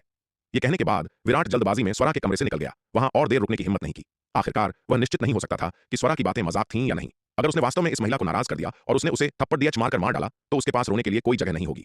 विराट की जाती हुई आकृति को देखकर स्वरा के चेहरे पर आखिरकार एक आत्मसंतुष्ट मुस्कान आ गई। हम लड़के, अगर मैं तुम्हें थोड़ा नहीं डराऊंगी तो तुम सोचोगे कि मुझे आसानी से बेवकूफ बनाया जा सकता है। हालांकि वह जल्द ही फिर से गहरी सोच में पड़ गई। यह लड़का आखिर था कौन? अगर वह सच में कोई अनजान गंवार था तो उसने इतनी अविश्वसनीय और चमत्कारी क्षमताएं क्यों दिखाई? चाहे वह उसके शरीर से अंधकार की राक्षसी शक्ति को निकालने के लिए इस्तेमाल किए गए तरीके हों या उसकी चोटों को ठीक करने के लिए इस्तेमाल की गई दुर्लभ और कीमती जड़ी बूटियां हों, ये चीजें ऐसी नहीं थीं जो आम लोग कर सकें या उनके पास हो सकें। इसके अलावा यह लड एज का स्थानिक स्थानांतरण व्यूह स्थापित करना भी जानता था। इतना ही नहीं, दिव्य विकास लोक के मध्य चरण का यह महज एक योद्धा वास्तव में यात्रा करने के लिए अंतरिक्ष को चीर सकता था, जिसकी गति शीर्ष स्तरीय 8वें विपत्ति लोक के विशेषज्ञों के बराबर थी। और अब उसके पास श्वास गोपन विद्या जैसी शक्तिशाली गुप्त तकनीक भी थी। विराट द्वारा प्रदर्शित ये चीजें वैसी नहीं थीं जो शक्ति सिंधु महाद्वीप के ऐसे दूर दराज के कोने से आए एक योद्धा के पास होनी चाहिए। शक्ति सिंधु महाद्वीप जैसी छोटी सी जगह तो दूर, यहां तक कि दक्षिणी स्वर्ग मंडल के सबसे शक्तिशाली संप्रदायों को भी शायद ऐसे उत्कृष्ट प्रतिभाशाली को तैयार करने के लिए संघर्ष करना पड़ डरेगा। फिर भी किसी असाधारण व्यक्ति का उत्तराधिकारी होने के बावजूद इस युवक की दृष्टि उल्लेखनीय रूप से संकीर्ण थी। उसने उसका नाम तक नहीं सुना था। विराट द्वारा प्रदर्शित विरोधाभासों ने स्वरा को पूरी तरह से उलझन में डाल दिया। भूल जाओ, यह लड़का कोई भी हो, इसने मुझे बचाया है और इसके मन में मेरे लिए कोई दुर्भावना नहीं थी। इतना ही काफी है। उसकी पहचान की किसे परवाह है? मैं जब उसके साथ और समय बिताऊंगी तो पता लगा लूंगी कि वह कौन है। काफी देर तक बिना किसी सफलता के विचार करने के बाद स्वरा ने अपना समय बर्बाद करना बंद कर दिया और इस मामले को किनारे कर दिया। अग्नितत्व महाद्वीप। श्वेत वस्त्रधारी विराट ने धीरज को ढूंढा और पूछा, धीरज, क्या तुम जानते हो कि स्वरा कौन है? स्वरा की पिछली बातों से वह पूरे दक्षिणी स्वर्ग मंडल में काफी प्रसिद्ध लग रही थी। उसने यह भी दावा किया कि वह सप्त खड्ग अमर को जानती है। फिर भी उसने उसके बारे में कभी नहीं सुना था। वह वास्तव में अज्ञानी था। इससे ऐसा लगता है कि वह सप्त खड्ग अमर से ज्यादा प्रसिद्ध है। इसलिए विराट अपने निर्मल अवतार को अग्नितत्व महाद्वीप में धीरज से यह पूछने के लिए भेजने से खुद को नहीं रोक पाया कि क्या उसने कभी स्वरा के बारे में सुना है। श्वेत वस्त्रधारी विराट से यह सुनकर धीरज तुरंत चौंक गया। उसका चेहरा राख जैसा हो गया और उसने पूछने से पहले सावधानी से चारों ओर देखा। युवा मालिक, आप किस स्वरा के बारे में पूछ रहे हैं? यह सुनकर श्वेत वस्त्रधारी विराट ने एक भौं उठाई और पूछा, क्या पूरे दक्षिणी स्वर्ग मंडल में स्वरा नाम की कई महिलाएं हैं? नहीं होनी चाहिए, ज्यादा नहीं होनी चाहिए, धीरज हकलाया। तो मुझे बताओ, तुम जिस स्वरा को जानते हो उसकी पृष्ठभूमि क्या है? श्वेत वस्त्रधारी विराट ने उसकी ओर देखते हुए कहा। सर, युवा मालिक, आप पूछ रहे हैं क्या यह अमरखंड स्वरा हो सकती है? यह सुनकर धीरज ने अपने माथे से ठंडा पसीना पूछा और सावधानी से पूछा। बुरा नहीं है। यह सुनकर श्वेत वस्त्रधारी विराट ने सिर हिलाया और कहा, मुझे बताओ, यह अमरखंड स्वरा आखिर है कौन? सर, युवा मालिक, आप इस बारे में क्यों पूछ रहे हैं? धीरज ने अपनी भौहों से ठंडा पसीना पोंछते हुए पूछा। मेरे सवाल का जवाब दो, बकवास करना बंद करो। श्वेत वस्त्रधारी विराट ने उसकी ओर देखा और चिढ़ते हुए कहा। यह सुनकर धीरज के दिल की धड़कन रुक गई और वह फिर से डर से उछल पड़ा। ठीक है, ठीक है। श्वेत वस्त्रधारी विराट के दबाव में धीरज के पास बेमन से सहमत होने के अलावा कोई विकल्प नहीं था। उसने कुछ गहरी सांसें ली, बमुश्किल खुद को शांत करते हुए, और कहा, जहां तक मैं जानता हूं, यह अमर खड्गस्वरा हमारे दक्षिणी स्वर्ग मंडल में एक उल्लेखनीय हस्ती है। मैंने सुना है कि वह न केवल अविश्वसनीय रूप से सुंदर है, बल्कि अद्वितीय ताकत भी रखती है। वह पूरे दक्षिणी स्वर्ग मंडल में सबसे विशिष्ट लोगों में से एक है, एक पौराणिक शक्ति। कहा जाता है कि उन्होंने एक बार प्रसिद्ध त्रिवृश्चिक तपस्वी को तलवार के 3 वार से मार डाला था, और अंधकार दानव वंश के खिलाफ महान युद्ध में उन्होंने अंधकार दानव वंश के सर्वोच्च विशेषज्ञ नवमंडल परम दानव को मार डाला था। धीरज ने अमर खड्गस्वरा के शानदार कारनामों को बताना शुरू किया, लेकिन विराट पूरी घबराहट के साथ सुनता रहा। उसे नहीं पता था कि त्रिवृश्चिक तपस्वी या नवमंडल परम दानव कौन थे या वे कितने शक्तिशाली थे। कुछ देर सुनने के बाद श्वेत वस्त्रधारी विराट ने अंततः धीरज को रोकने के लिए अपना हाथ हिलाया। धीरज, रुको, इतना मत कहो, बस मुझे यह बताओ, अमर खड्गस्वरा और सप्त खड्ग अमर के बीच कौन ज्यादा शक्तिशाली है? श्वेत वस्त्रधारी विराट ने पूछा। बेशक, अमर खड्गस्वरा कहीं अधिक शक्तिशाली है, धीरज ने बिना किसी हिचकिचाहट के कहा। मैंने सुना है कि सप्त खड्ग अमर नवमंडल परम दानव के हाथों मारे गए थे, और नवमंडल परम दानव को अमर खड्गस्वरा ने मार डाला था। बिना किसी संदेह के अमर खड्गस्वरा कहीं अधिक शक्तिशाली है। तुमने क्या कहा? सप्त खड्ग अमर नवमंडल परम दानव के हाथों मारे गए थे, और नवमंडल परम दानव को अमर खड्गस्वरा ने मार डाला था। श्वेत वस्त्रधारी विराट ने घोर आश्चर्य में पूछा। धीरज की बातें सुनकर विराट सचमुच दंग रह गया। अभी अभी धीरज ने अमर खड्गस्वरा की शानदार उपलब्धियों को बढ़ा चढ़ाकर पेश किया था, लेकिन विराट को नहीं लगा था कि अमर खड्गस्वरा इतनी शक्तिशाली थी। लेकिन जब उसने सुना कि सप्त खड्ग अमर वास्तव में नवमंडल परम दानव के हाथों मारे गए थे, जिसे अमर खड्गस्वरा ने मार डाला था, तो वह पूरी तरह से चौंक गया। विराट को सप्त खड्ग अमर की ताकत की सही सीमा का पता नहीं था, लेकिन जिस उत्साह के साथ श्वेत हिम संप्रदाय, अग्नितत्व संप्रदाय और जल तत्व संप्रदाय के योद्धा सप्त खड्ग अमर भवन में उमद्देश बंधे थे, वह यह दिखाने के लिए काफी था कि सप्त खड्ग अमर कोई साधारण हस्ती नहीं थे। इसके अलावा विराट ने पुनीत, गगन और अन्य लोगों से सप्त खड्ग अमर के कारनामों की कई कहानियां सुनी थीं, जिससे उसे उनकी दुर्जय प्रतिष्ठा की सामान्य समझ मिली थी। लेकिन अब उसने सुना था कि सप्त खड्ग अमर नवमंडल परम दानव के हाथों मारे गए थे, और नवमंडल परम दानव जिसने सप्त खड्ग अमर को मार डाला था, उसे अमर खड्गस्वरा ने मार डाला था। इससे अचानक उसे एक स्पष्ट समझ मिल गई कि अमर खड्गस्वरा वास्तव में किस तरह की इंसान थी। होश में आने से पहले विराट काफी देर तक अवाक रह गया। वह खुद को माथे से ठंडा पसीना पोंछने से नहीं रोक पाया। उसके मन में एक डर समा गया था। लानत है, वह किस तरह की शक्तिशाली हस्ती को तलवार संप्रदाय में वापस ले आया था। जब उसने अपना नाम बताया था तो उसने मूर्खतापूर्ण तरीके से स्वरा के नाम पर कैसे टिप्पणी की थी, यह याद करके विराट के पसीने छूट गए। वह पूरी तरह से अज्ञानी और लापरवाह महसूस कर रहा था। उसे नहीं पता था कि वह महिला इतनी भयानक थी। उसने उसके नाम पर टिप्पणी करने की हिम्मत की थी। सौभाग्य से उसका स्वभाव अच्छा था, वरना कोई और होता तो शायद उसे वहीं मार डालता। बेशक विराट के विचार दूसरों को पता नहीं थे, वरना अगर किसी ने अमर खड्गस्वरा को यह कहते सुना होता कि उसका स्वभाव अच्छा है, तो उन्हें शायद लगता कि वह पागल हो गया है। अगर अमर खड्गस्वरा का स्वभाव अच्छा होता तो उसने वे सभी विस्मयकारी कारनामे कैसे किए होते। अमर खड्गस्वरा पूरे दक्षिणी स्वर्ग मंडल में अपने बुरे स्वभाव के लिए कुख्यात थी। बहुत कम लोगों ने उसे पार करने की हिम्मत की थी और उन्हें परिणाम भुगतने पड़े थे। पूरे दक्षिणी स्वर्ग मंडल में विराट शायद एकमात्र ऐसा व्यक्ति था जिसका मानना था कि गरिमामयी अमर खड्गस्वरा का स्वभाव अच्छा है। युवा मालिक, क्या आप ठीक हैं? एक तरफ खड़े धीरज ने देखा कि श्वेत वस्त्रधारी विराट पूरी तरह से स्तब्ध दिख रहा है और लगातार अपने माथे से ठंडा पसीना पोंछ रहा है और खुद को कुछ उलझन में पूछने से नहीं रोक पाया। वह अमर खड्गस्वरा के कारनामों को समझा रहा था, तो विराट इतना डरा हुआ क्यों था? क्या उसे लगा कि शक्तिशाली अमर खड्गस्वरा उसे परेशान करने आएगी? यह सोचकर धीरज खुद को हंसने से नहीं रोक पाया। उनके जैसी महत्वहीन हस्तियों का इतनी शक्तिशाली हस्तियों से कोई लेना देना कैसे हो सकता है? वे जमीन पर चींटियों की तरह थे, जबकि अमर खड्गस्वरा जैसी शक्तिशाली हस्ती आकाश में एक दिव्य ड्रैगन की तरह थी। उनके मिलने की कोई संभावना नहीं थी। अगर वे पास से भी गुजरते तो वे उनकी तरफ देखते भी नहीं। आखिरकार क्या आकाश में उड़ता एक दिव्य ड्रैगन जमीन पर चींटियों की परवाह करेगा? विराट उससे ज्यादा शक्तिशाली हो सकता है, लेकिन अमर खड्गस्वरा जैसी शीर्ष विशेषज्ञ की तुलना में वह महज एक थोड़ी बड़ी चींटी था। अमर खड्गस्वरा जैसी किसी की नजरों में इसमें बहुत अंतर नहीं था। इसलिए इस तरह के एक शीर्ष विशेषज्ञ के बारे में चिंता करना कि वह उसके लिए परेशानी खड़ी करेगा, शुद्ध चिंता थी। और सच कहें तो यह बस अपनी क्षमताओं का अधिक आकलन करना था। बेशक हालांकि धीरज ऐसा सोचता था, उसने इसे जरा भी प्रकट करने की हिम्मत नहीं की। आखिरकार उसकी जान अब विराट के हाथों में थी। अगर उसने विराट को नाराज किया तो वह किसी भी समय अपनी जान गंवा सकता है। इसलिए भले ही धीरज को विराट का व्यवहार हास्यास्पद लगे, उसने मजाक का जरा सा भी संकेत देने की हिम्मत नहीं की। हालांकि धीरज को जिस बात की कभी उम्मीद नहीं थी वह यह थी कि जिस अमर खड्गस्वरा की वह बात कर रहा था वह वर्तमान में विराट के निवास में रह रही थी, और विराट ने अभी उसे काफी नाराज किया था। विराट की स्थिति में कोई भी व्यक्ति पूरी तरह से घबराया हुआ और डरा हुआ होगा।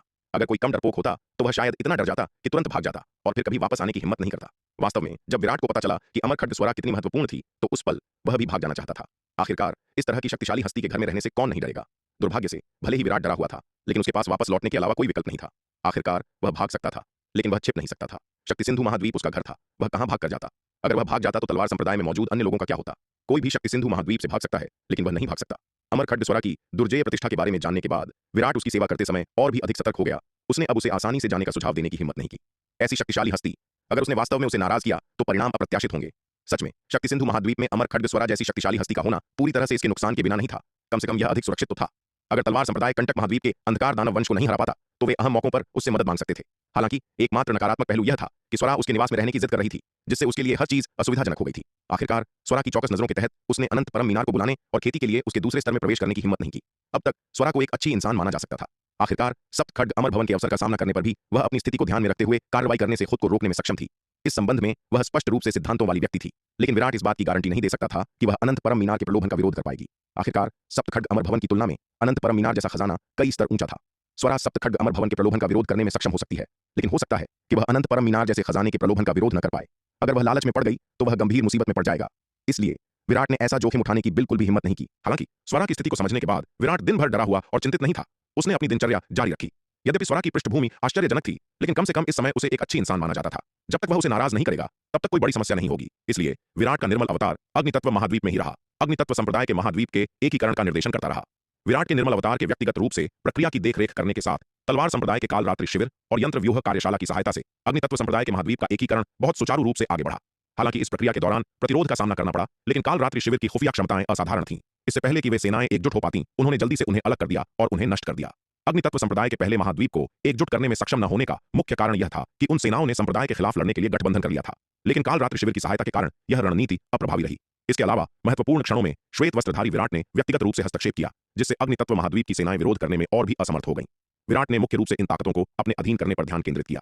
आखिरकार इन ताकतों से उसकी कोई दुश्मनी नहीं थी, इसलिए उसे भारी जनहानि करने की कोई जरूरत नहीं थी। श्वेत वस्त्रधारी विराट की योजना के तहत इन ताकतों को न्यूनतम नुकसान के साथ वश में किया जा सकता था। कंटक महाद्वीप, कपाल कबीला, एल्डर पराशर, क्या प्रमुख क्षितिज की कोई खबर नहीं है? लोहित कबीला प्रमुख हिरण्य ने कपाल कबीला के एल्डर पराशर से पूछा। वह और प्रमुख जटासुर पिछले कई महीनों से कपाल कबीला में थे, लेकिन एल्डर पराशर अपने कपाल कबीला के प्रमुख क्षितिज से प्रतिक्रिया न मिलने का बहाना बनाकर शक्ति सिंधु महाद्वीप को जीतने के लिए सेना भेजने से इनकार कर रहे थे। प्रमुख हिरण्य को नहीं पता था कि क्या इस बूढ़े व्यक्ति को वास्तव में प्रमुख क्षितिज से कोई प्रतिक्रिया नहीं मिली थी, या वह शक्ति सिंधु महाद्वीप पर हमले में शामिल होने से बचने के लिए जानबूझकर इसे एक बहाने के रूप में इस्तेमाल कर रहे थे। कुछ समय प्रतीक्षा करने के बाद अंततः वह खुद को रोक नहीं पाया और एल्डर पराशर की स्थिति के बारे में पूछने के लिए प्रमुख जटासुर के साथ आया। अभी तक नहीं, एल्डर पराशर ने सिर हिलाया। उनके भाव गंभीर थे। यह स्थिति अभूतपूर्व है। भले ही मोर्चे पर लड़ाई कितनी भी जरूरी हो, कबीला प्रमुख मेरे संदेश का जवाब दिए बिना इतने लंबे समय तक नहीं रहते। मुझे डर है कि मोर्चे पर स्थिति अच्छी नहीं है। एल्डर पराशर की बात सुनकर प्रमुख हिरण्य और प्रमुख जटासुर के दिल बैठ गए। एल्डर पराशर की स्थिति को देखते हुए मोर्चे पर अंधकार दानव सेना की स्थिति वास्तव में अच्छी नहीं थी। आखिरकार भले ही एल्डर पराशर सेना भेजने के लिए तैयार न हो, वह इस तरह की बात का मजाक नहीं उड़ाएंगे। जब वे चिंता कर ही रहे थे, एक अंधकार दानव हॉल में दौड़ता हुआ आया और एल्डर पराशर को रिपोर्ट किया, एल्डर प्रमुख लौट आए हैं। अंधकार दानव के शब्द सुनकर एल्डर पराशर तुरंत अपनी सीट से खड़े हो गए। बड़ी खुशी के साथ बोले, तुमने क्या कहा? प्रमुख लौट आए हैं? हाँ, प्रमुख लौट आए हैं, अंधकार दानव ने झट से कहा। यह सुनकर एल्डर पराशर अब और शांत नहीं रह सके और अपने बगल में खड़े प्रमुख हिरण्य और प्रमुख जटासुर को भी नजरअंदाज करते हुए हॉल से बाहर भाग गए। कुछ समय से उन्हें प्रमुख क्षितिज से कोई जवाब नहीं मिला था और वे बहुत चिंतित थे। अब प्रमुख क्षितिज की वापसी की खबर सुनकर वे खुद पर नियंत्रण नहीं रख सके। प्रमुख हिरण्य और प्रमुख जटासुर ने एक दूसरे को देखा, फिर एल्डर पराशर के पीछे हॉल से बाहर चले गए। अरे अरे, जरा ठहरिए। अगर आप इस कहानी को पूरा बिना कट और दमदार आवाज में सुनना चाहते हैं तो अभी प्ले स्टोर पर जाए, मिनी एफएम ऐप डाउनलोड करें और कहानी की दुनिया में खो जाए, जहां हर एपिसोड में है सस्पेंस, रोमांच और पूरा मजा। अभी डाउनलोड करें और सुनने का मजा कई गुना बढ़ा दें। कपाल कबीले के ऊपर एक विशाल स्थानिक भंवर से एक विशाल अंधकार दानव निकला। इस विशाल अंधकार दानव के पास एक अत्यंत शक्तिशाली आभा थी, जो एल्डर पराशर, प्रमुख हिरण्य और प्रमुख जटासुर से काफी अधिक थी, जो सभी 8वें विपत्ति लोक में थे। स्पष्ट रूप से यह एक नवम विपत्ति लोक का अंधकार दानव था। हालांकि भले ही इस नवम विपत्ति लोक के अंधकार दानव की आभा शक्तिशाली थी, लेकिन उसकी वर्तमान स्थिति काफी गंभीर लग रही थी। कई विभत्स तलवार के घावों ने उसके शरीर को छलनी कर दिया था, जिससे उसे बहुत गंभीर चोटें आई थीं। वह पूरी तरह से निस्तेज लग रहा था। प्रमुख, आपको क्या हुआ? ठीक समय पर पहुंचे एल्डर पराशर ने प्रमुख क्षितिज की स्थिति देखकर सदमे में पूछा। प्रमुख क्षितिज नवम विपत्ति लोक में एक शीर्ष स्तरीय विशेषज्ञ थे। उन्हें इस तरह से कौन घायल कर सकता है? प्रमुख हिरण्य और प्रमुख जटासुर, जो एल्डर पराशर के पीछे आए थे, प्रमुख क्षितिज की अवस्था को देखकर समान रूप से चकित थे। प्रमुख क्षितिज उनके कंटक महाद्वीप पर सबसे शक्तिशाली थे। उनकी ताकत अविश्वसनीय थी। फिर भी अजेय प्रतीत होने वाले प्रमुख क्षितिज अब निस्तेज थे, भारी रूप से घायल थे और मृत्यु के कगार पर लग रहे थे। किसने अथाह रूप से शक्तिशाली प्रमुख क्षितिज को इस हद तक घायल कर दिया होगा? उनके मन में यही सवाल उठ रहा था। यह एक लंबी कहानी है। एल्डर पराशर की बातें सुनकर प्रमुख क्षितिज ने दर्द से 2 बार खांसा। उनके चेहरे पर एक फीकी मुस्कान थी। फिर उनकी निगाह प्रमुख हिरण्य और प्रमुख जटासुर पर पड़ी। प्रमुख हिरण्य, प्रमुख जटासुर, आप लोग यहाँ कैसे? प्रमुख क्षितिज ने प्रमुख हिरण्य और प्रमुख जटासुर की ओर देखते हुए पूछा। हम कपाल कबीला से शक्ति सिंधु महाद्वीप पर हमला करने में हमारे साथ शामिल होने के लिए सेना भेजने के लिए कहने आए थे, लेकिन एल्डर पराशर को आपसे कोई प्रतिक्रिया नहीं मिली है और इसलिए उन्होंने निर्णय लेने की हिम्मत नहीं की। प्रमुख हिरण्य ने सम्मानपूर्वक कहा। 8वें विपत्ति लोक के विशेषज्ञ के रूप में भी उन्होंने प्रमुख क्षितिज का अनादर करने की हिम्मत नहीं की। हालांकि 8वें और 9वें विपत्ति लोकों के बीच केवल एक क्षेत्र का अंतर था, ताकत में अंतर बहुत बड़ा था। प्रमुख हिरण्य अपने और प्रमुख क्षितिज के बीच की खाई से अच्छी तरह वाकिफ थे, इसलिए उन्हें प्रमुख क्षितिज के सामने पर्याप्त सम्मान बनाए रखना था। शक्ति सिंधु महाद्वीप पर हमला? प्रमुख क्षितिज ने यह सुनकर त्योरियां चढ़ाई। काफी देर सोचने के बाद उन्होंने अंततः पूछा, शक्ति सिंधु महाद्वीप कैसी जगह है? यह शक्ति सिंधु महाद्वीप किस तरह की शक्तिशाली जगह है? उन्हें अपने कबीलों और क्षत कबीला को मदद के लिए कपाल कबीला में घसीटने की आवश्यकता क्यों पड़ी? लेकिन ऐसा कैसे हो सकता है कि उन्होंने पहले कभी इतनी शक्तिशाली जगह के बारे में नहीं सुना था? प्रमुख क्षितिज, शक्ति सिंधु महाद्वीप की स्थिति कुछ इस तरह है। प्रमुख क्षितिज का सवाल सुनने के बाद प्रमुख जटासुर ने शक्ति सिंधु महाद्वीप के संबंध में स्थिति स्पष्ट की। प्रमुख जटासुर का स्पष्टीकरण सुनने के बाद प्रमुख क्षितिज भी चौंक गए। शक्ति सिंधु महाद्वीप इतना शक्तिशाली है, उसी आकार की सेना वास्तव में आपके क्षत कबीले की सेना को नष्ट कर सकती है? प्रमुख क्षितिज ने आश्चर्य से पूछा। हालांकि क्षत कबीले की सेना उनके कपाल कबीले की सेना जितनी बड़ी नहीं थी। क्षत कबीला अभी भी कंटक महाद्वीप के 3 मध्यम आकार के कबीलों में से एक था और इसकी युद्ध शक्ति कमजोर नहीं थी। हालांकि समान आकार की लड़ाई में क्षत कबीले की सेना शक्ति सिंधु महाद्वीप की मानव सेना द्वारा पूरी तरह से नष्ट कर दी गई थी। पूरे तिमिर मंडल के इतिहास में यह अभूतपूर्व था, जबकि मानव जाति के पास अपने असाधारण प्रतिभाशाली मार्शल आर्ट्स थे और यहां तक कि अंधकार दानव भी अपने शीर्ष विशेषज्ञों से अधिक शक्तिशाली होने का दावा करने की हिम्मत नहीं करते थे। मानव युद्ध शक्ति अत्यधिक ध्रुवीकृत थी। मजबूत अविश्वसनीय रूप से मजबूत थे, लेकिन कमजोर दयनीय रूप से कमजोर थे। समग्र युद्ध शक्ति के मामले में मानव जाति अंधकार दानव से कमतर थी। सेना के आकार के मामले में मानव जाति और भी पिछड़ी हुई थी। अंधकार दानव की सेना अक्सर 10 या 100 मानव सैनिकों को हरा सकती थी और फिर भी बड़ी जीत हासिल कर सकती थी। समान आकार की लड़ाई में उनकी सेना का हारना असंभव था। दुश्मन की समान आकार की सेना द्वारा पूरी तरह से नष्ट हो जाना तो दूर की बात है। इसलिए प्रमुख क्षितिज जैसे पावर हाउस के लिए भी यह खबर बेहद चौंकाने वाली थी। हाँ, पहले तो मुझे भी विश्वास नहीं हुआ, लेकिन कुछ जांच पड़ताल के बाद मैंने पाया कि यह बिल्कुल सच है। हमारे क्षत कबीले को शक्ति सिंधु महाद्वीप पर अविश्वसनीय रूप से भारी नुकसान उठाना पड़ा। यह कहा जा सकता है कि हमारे क्षत कबीले को पहले कभी इतना बड़ा नुकसान नहीं उठाना पड़ा, प्रमुख जटासुर ने कहा। हालांकि यह उनके क्षत कबीले के लिए एक बहुत बड़ा अपमान था। प्रमुख जटासुर ने प्रमुख क्षितिज से झूठ बोलने की हिम्मत नहीं की। प्रमुख जटासुर की बात सुनकर प्रमुख क्षितिज एक पल के लिए शांत हो गए। लंबे मौन के बाद उन्होंने फिर से बात की और पूछा, प्रमुख जटासुर, तुमने कहा था कि शक्ति सिंधु महाद्वीप के पास सप्तखड्ग अमर द्वारा छोड़े गए अवसर मौजूद हैं, सप्तखड्ग अमर भवन। हाँ, प्रमुख जटासुर ने जल्दी से उत्तर दिया। हालांकि हमारी जांच के बाद हमने पाया कि शक्ति सिंधु महाद्वीप का सबसे बड़ा रहस्य सप्तखड्ग अमर भवन नहीं है, बल्कि सप्तखड्ग अमर भवन से भी कहीं अधिक आश्चर्यजनक रहस्य है। यही कारण है कि शक्ति सिंधु महाद्वीप ने कुछ ही दशकों में इतनी तेजी से विकास किया है और इतनी आश्चर्यजनक युद्ध शक्ति रखता है। क्या सप्तखड्ग अमर भवन से भी अधिक चौंका देने वाला रहस्य? प्रमुख जटासुर की बात सुनकर प्रमुख क्षितिज एक बार फिर चौंक गए। सप्तखड्ग अमर भवन का अवसर पहले से ही बहुत बड़ा था, लेकिन अब प्रमुख जटासुर कह रहे थे कि शक्ति सिंधु महाद्वीप के पास सप्तखड्ग अमर भवन से भी बड़ा रहस्य है। यह किस तरह का पृथ्वी को हिला देने वाला अवसर है? जहां तक हम जानते हैं ऐसा ही होना चाहिए, अन्यथा यह बताना असंभव है कि शक्ति सिंधु महाद्वीप इतनी तेजी से क्यों बढ़ा है और उनकी सेना की युद्ध शक्ति इतनी मजबूत क्यों है। प्रमुख जटासुर ने कहा, भले ही सप्तखड्ग अमर अभी भी जीवित होते, वे इतनी उपलब्धि हासिल नहीं कर सकते थे। उनके द्वारा छोड़े गए अमर भवन की तो बात ही छोड़ दीजिए। एकमात्र स्पष्टीकरण यह है कि शक्ति सिंधु महाद्वीप में सप्तखड्ग अमर भवन से भी अधिक आश्चर्यजनक कोई रहस्य छिपा है। अरे अरे, जरा ठहरिए। अगर आप इस कहानी को पूरा बिना कट और दमदार आवाज में सुनना चाहते हैं तो अभी प्ले स्टोर पर जाए, मिनी एफएम ऐप डाउनलोड करें और कहानी की दुनिया में खो जाइए, जहां हर एपिसोड में है सस्पेंस, रोमांच और पूरा मजा। अभी डाउनलोड करें और सुनने का मजा कई गुना बढ़ा दें। एफएम ऐप डाउनलोड करें और कहानी की दुनिया में खो जाए, जहां हर एपिसोड में है सस्पेंस, रोमांच और पूरा मजा। अभी डाउनलोड करें और सुनने का मजा कई गुना बढ़ा दें।